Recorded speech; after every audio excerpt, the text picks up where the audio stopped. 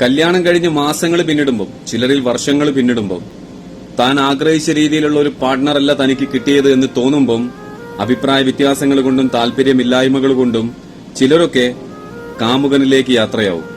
ചിലര് മറ്റു പലരിലേക്കും അവിഹിതത്തിലൂടെ സഞ്ചരിച്ചെത്തും. ഇതിനെ ശരികളാക്കി മാറ്റാൻ വേണ്ടി ചില സ്ത്രീകളൊക്കെ ഇപ്പൊ തെരഞ്ഞെടുത്തിട്ടുള്ള ഒരു മാർഗമാണ് ഭർത്താവിനെ സംശയരോഗിയാക്കി മാറ്റുക. അവൻ അർഹിക്ക പോലും ചെയ്യാത്ത ആരോപണങ്ങൾ അവനിൽ അടിച്ചേൽപ്പിക്കും. അങ്ങനെ നാട്ടുകാർക്കുള്ളിലും അവന്റെ വീട്ടുകാർക്കുള്ളിലും അവനെ മോശക്കാരനാക്കി മാറ്റും. അവനെ അത്രയേറെ വിശ്വസിച്ചിരുന്നവർക്കുള്ളിലെല്ലാം അവൾ ആ വിഷം കുത്തിവെക്കും. ഒടുവിൽ ഭർത്താവ് തന്നെ ഭാര്യയ്ക്ക് ഡിവോഴ്സ് വെച്ച് നീട്ടും.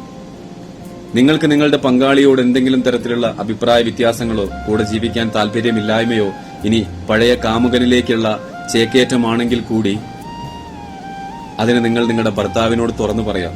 ഏതെങ്കിലും ഭർത്താക്കന്മാര് തന്റെ ഭാര്യ ചെന്നിട്ട് എനിക്ക് എന്റെ കാമുകനിലേക്ക് പോകണമെന്ന് പറഞ്ഞാൽ നീ പോവരുതെന്ന് പറഞ്ഞ് വാശി പിടിച്ചു നിർത്തുവോ? ഒരിക്കലുമില്ല. അതിന് നിങ്ങൾ ഈ ഒരു വഴി ഒരിക്കലും തെരഞ്ഞെടുക്കാതിരിക്കുക.